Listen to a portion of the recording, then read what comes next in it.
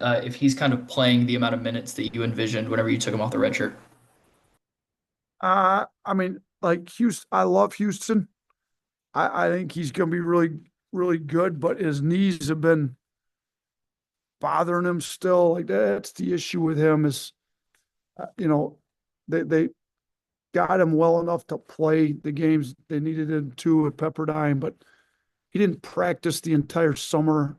A lot of the fall he was out because he's had these recurring knee issues, and still not 100%. So when he's played, and he's been able to, with his knee, his efforts unbelievable. That's the issue too with him. Like, right, is he's got bad knees, but he's flying around like he's 13 years old and has no mileage on his knees. So, he's got no off switch, as he likes to say, which is great. So he gets old boards, he sprints the floor, he's been able to shoot it well. He's if we can get his knees right, he's going to be a really good player in this program because he shoots it well from three, he plays ridiculously hard, and all he cares about is winning. So I love him. We just got to, he's been having knee issues, and they're continuing to flare up.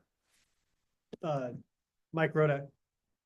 Just to follow up on that, on TV Wednesday night, the ESPN broadcasters were mentioning the possibility of a medical red shirt for him. I don't know if that's something that's still realistic or just where that stands. Yeah, I mean, the if his knees don't get better, and that's something we've got to evaluate. And I think when it comes out, we've got to do the medical reports by this evening. He will be out this game. Just we've got to make a decision. Can we get them better to the point where he's good enough to play the minutes he deserves because this is his last year in college?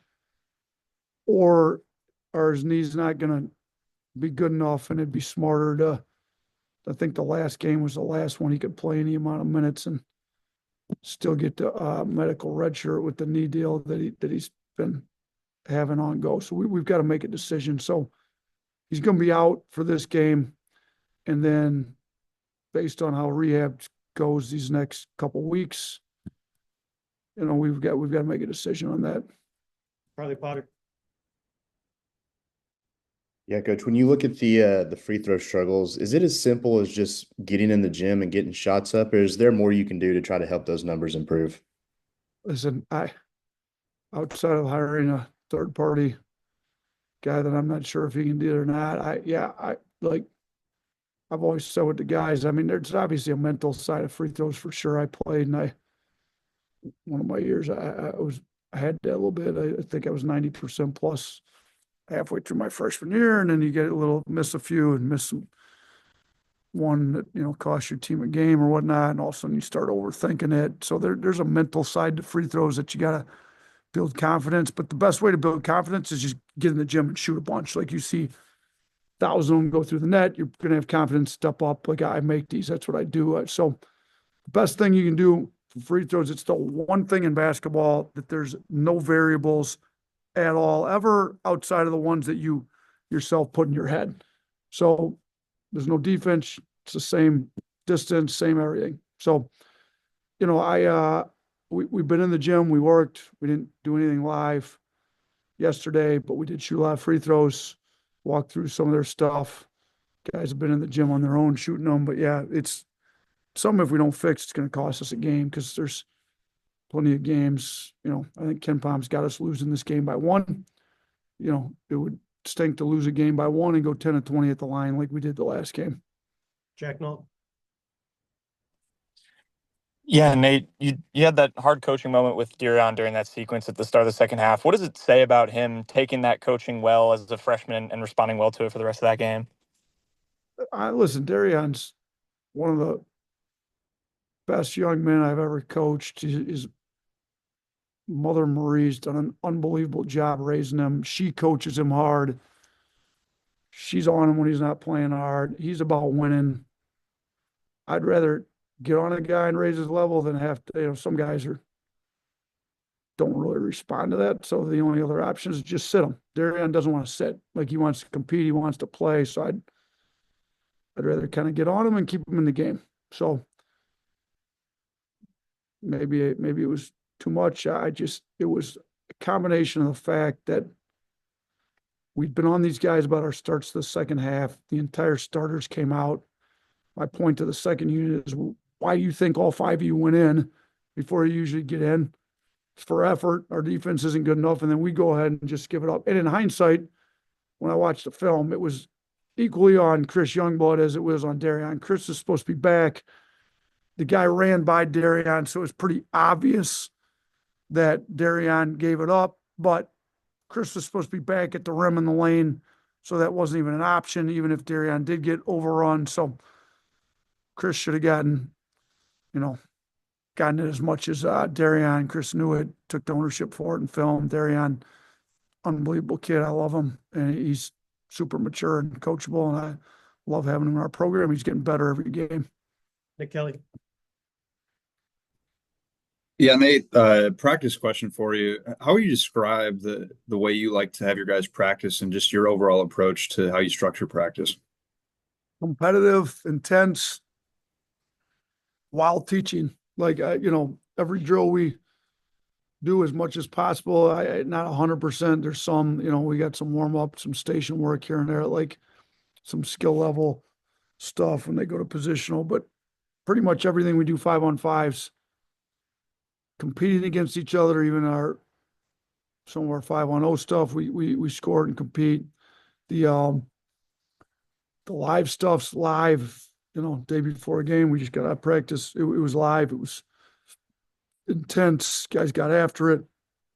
We try to, every day we've got 2 teams and try to keep them very competitive. And even, the day before games, we typically go first unit versus second, but our second unit's not a normal second unit. There's plenty of starters in that second unit, so it's still, they still compete. And matter of fact, today the second unit beat the first unit. So, and first unit wasn't terrible. They coughed it up, turned it over a few times too much early, and cost them the day. But we get after it, but we still teach them. It's not just a tough man contest. There's still lots of teaching while we do it, but we try to teach a lot in film. And when we get going in practice, we try to we don't want to stop and talk for long periods of time. The teaching's quick. It's on the side. It's an assistant pulling one guy out. It's quick so that we can keep the pace of practice moving at a high level. Yeah, this game's been a little bit different For those of you on Zoom, Tony didn't know how to read and he came in. So he's sitting right here with his stocking cap on, like he's out in the Arctic. It's only like, what is it, 40 degrees out right now. The stocking cap should be reserved for when it's 0. But if you can't see him, he looks like he's in Alaska right now. Yeah, so this game's been a little bit different in Texas than it has been here. How important is pace of play, and how hard is it to kind of maintain your pace of play when you're playing at their gym? So his question is about pace of play in their gym versus our gym.